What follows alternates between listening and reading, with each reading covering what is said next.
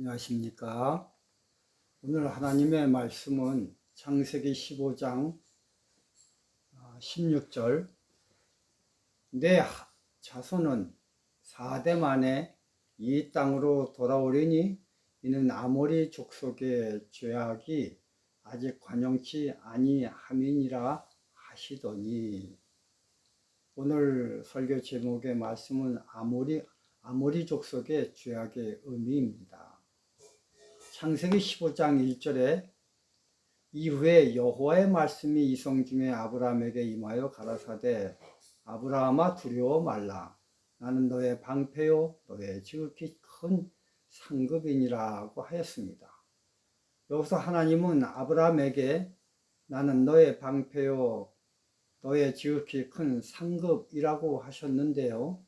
이 이야기를 들은 아브라함은 지극히 큰 상급이라는 것에 대해 구체적인 축복이 뭔지를 하나님 도대체 알고 계시는지가 궁금했습니다.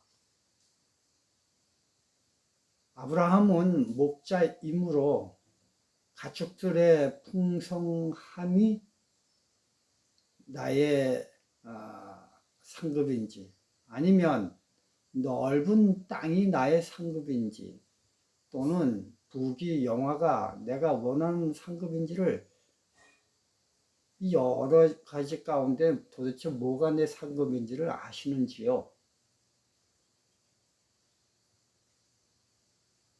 당장 내 마음이 아들에 대한 열망으로 꽉 차 있는데 직설적으로 내가 다 안다 하시지 아니하시고 대략적인 말로 지극히 큰 상급이라고 하나님이 말씀하자 아브라함은 이렇게 얘기했어요. 도대체 무엇을 내게 주시려고 하십니까? 사실요, 복 받으려고 하는 사람에게 있어서 다양한 복은 복이 아닙니다. 그 사람에게 있어서 복이 되려면 꼭 필요한 것을 줄 때 복이 되는 것입니다. 아브라함이 생각할 때 하나님으로부터 내려오는 그동안의 복을 뒤돌아보면서 이건 아닌데, 난 정말 세상에 둘도 없이 필요한 것이 아들인데, 이렇게 생각하고 아주 직설적으로 하나님께 복을 주시려면 이런 복을 주십시오. 주께서 내게 씨를 아니 주셨으므로 나는 무자 상태입니다. 그러므로 나의 상속자는 이 다메섹 엘리에셀입니다. 이렇게 말을 하였습니다. 하나님은 이 말을 듣고 이렇게 준비한 아브라함이 준비한 자녀에 대한 계약을 받아들이지 아니하시고 자신이 직접 내 몸에서 날 아들을 주실 것이라고 하셨습니다. 그리고 하늘의 별들을 보여주시면서 내 후손들이 저렇게 엄청날 것임을 보여주셨습니다. 그러자 아브라함이 하나님, 당신이 그렇게 말씀하시니 그럼 그렇게 된다는 약속의 증거물을 보여주시기 바랍니다 라고 하였어요. 내가 무엇으로 알 수 있겠습니까? 8절에 그렇게 얘기를 했죠. 이에 하나님이 약속의 증거를 이렇게 제시를 하시죠. 9절에 여호와께서 그에게 이르시되 나를 위하여 3년 된 암소와 3년 된 암염소와 3년 된 수양과 산비둘기와 집비둘기 새끼를 취할지니라고 하십니다. 그런데 이 증거물 앞에서 밑도 끝도 없이 매우 엉뚱하게 하나님은 아브라함에게 이렇게 말씀하십니다. 여호와께서 아브라함에게 이르시되 너는 정령이 알라. 내 자손이 이방에서 객이 되어 그들을 섬기겠고 그들은 400년 동안 내 자손을 괴롭게 할 것이다 이게 13장에 나오죠. 13절에 나오죠. 근데 여러분 한번 잘 생각해 보시기 바랍니다. 이게 복을 준다는 것인지 저주를 한다는 것인지 도무지 분간을 하지 못하는 말씀인 것입니다. 내가 준비한 엘리에셀도 내 아들이 안 되고 내가 준비한 아들로 내 후손이 있을 터인데 그 후손은 400년 동안 종이 될 것이다. 이런 말을 들은 아브라함은요, 속으로 생각하길 차라리 갈대아 우르에서 불러내시지나 말지.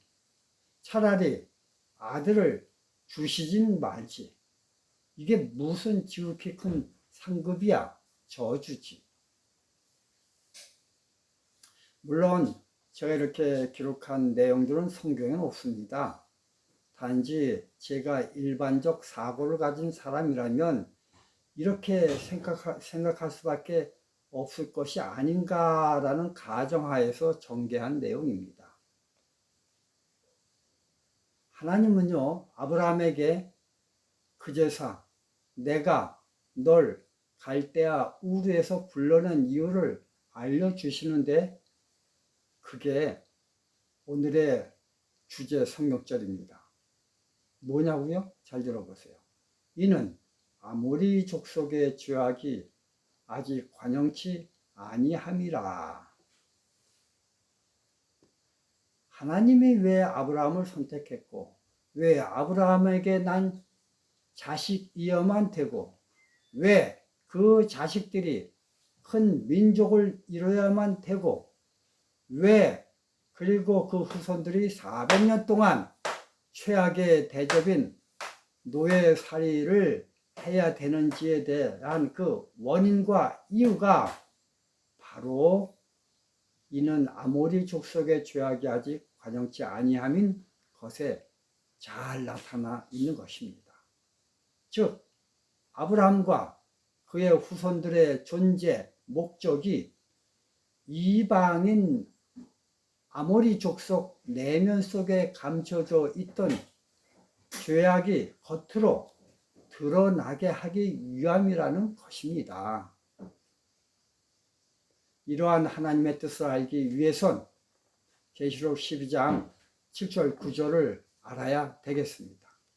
하늘에 전쟁이 있으니 미가엘과 그의 사자들이 용으로 더불어 싸울세 용과 그의 사자들도 싸우나 이기지 못하여 다시 하늘에서 저희의 있을 곳을 얻지 못한지라.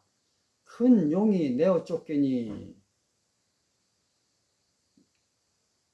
이러한 내용입니다. 하늘나라의 전쟁의 연속 선상에서 하나님이 아브라함을 선택했고 그 아브라함의 후손들이 400년 동안 종살이를 하는데 그 이유가 아모리 족속의 죄악이 최대치로 드러나지 않았기 때문입니다. 옛날 이성계가 역성혁명을 일으켜 고려를 멸망시키고 조선을 세웠습니다. 그리고 그 즉시 한 일이 왕건의 후손인 왕시성을 가진 사람들을 멸절시켜 시족을 말리는 일이었습니다. 그래서 어떤 왕시성 가진 사람들은 그 환란을 피하기 위해 왕자에 점을 하나 찍어 옥자를 만들어 옥시성이 되어 살았다고 합니다. 그런데 계시록 12장에서는 구테타 세력인 사단의 세력을 싹 죽이지 아니하고 땅으로 내어 쫓았다고 했습니다. 그렇다면요, 그렇게 된 그들의 후손들은 후일을 도모하지 않겠습니까? 맞습니다. 예측한 대로 사단은 여자를 꼬셔 죄악이 이 땅에 들어오게 하고 그 죄로 인해 로마서 6장 23절 죄 싹친 사망을 이 땅 안으로 들어오게 하였습니다. 이 사망, 죽음이 들어오므로 그 결과 슬픔, 아픔, 괴로움, 고통, 눈물들이 발생하게 되었습니다. 하나님은 죄를 지은 인류에게 이런 것이 생길 것임을 표상적으로 가시와 엉겅퀴로 묘사를 하셨습니다. 가시와 엉겅퀴는 내가 살기 위해 상대방을 찌릅니다. 남보다 내가 우선입니다. 이러한 사단의 통치 방법을 사단 자율에 맡겨 지구에 가장 왕성하게 드러나게 자율적으로 사단을 방임하였습니다. 그리고는 하나님이 선택한 백성들에게 이런 사단의 통치를 적용시키도록 허용하셨습니다. 이런 통치 방법이 최대치가 나타난 것이 바로 이는 아모리 족속의 죄악이 아직 관영치 아니함이다 인 것입니다. 아모리 족속의 죄악의 최대치가 드러나면 그때 비로소 하나님의 백성들은 내가 이 땅을 애굽 강에서부터 그 큰 강 유브라데까지 내 자손에게 주는 일이 발생한다고 성경은 적혀 있습니다. 이 말은 그 당시 알려진 세계의 크기를 다 준다는 것입니다. 즉 이것은 새 하늘과 새 땅인 새 에단을 준다는 표상적인 표현인 것입니다. 이처럼 아모리 족속의 죄악이 최대치가 되기 위해 사단은 계시록 13장에서 666 짐승의 표를 발급해 하나님의 남은 백성들에게 하나님의 표 대신에 짐승의 표를 이마와 손에 받게 하고 이것을 거절하는 자들은 그 숫자가 얼마가 되든 다 죽이라는 명령을 내립니다. 이 사건을 벌임으로 사단의 악랄함과 그의 통치 제국의 극악함이 최대치로 발휘되어 하나님 정부의 통치 방법인 사랑과 대조되어 드러나게 하셨던 것입니다. 이렇게 되므로 왜 하나님이 구테타를 일으킨 사단의 무리를 멸절시키지 아니하시고 땅으로 쫓아내셨는지 그 이유가 확연하게 드러나게 되었습니다. 이 사건 이후 온 하늘나라 정부와 온 우주에 이제부터는 사단의 꾀임에 넘어갈 천사나 우주 거민들이 절대 없을 것입니다.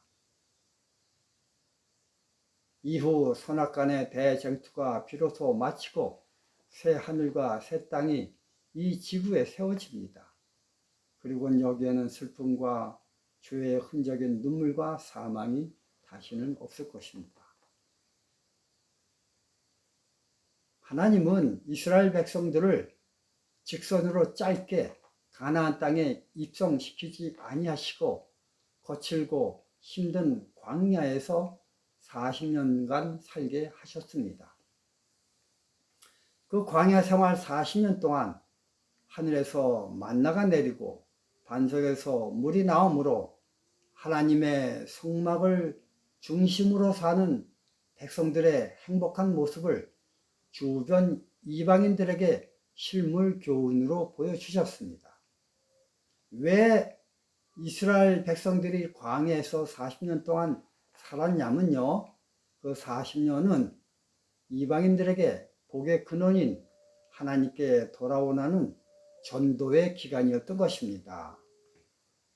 이방인들은요, 뼈 빠지게 농사를 지어도 그의 흉년이 들거나 홍수가 들면 1년 힘들게 농사 지은 것들이 허무하게 다 없어져 버립니다.